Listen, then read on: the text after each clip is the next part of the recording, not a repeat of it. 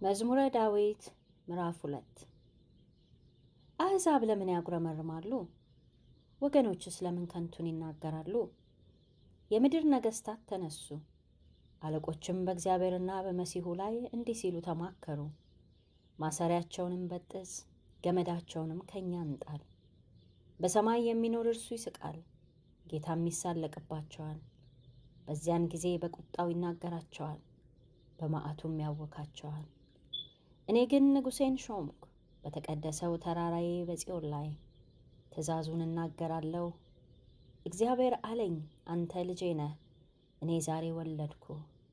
ለምነኝ፣ አሕዛብን ለርስትህ፣ የምድርንም ዳርቻ ለግዛት እሰጥሃለሁ።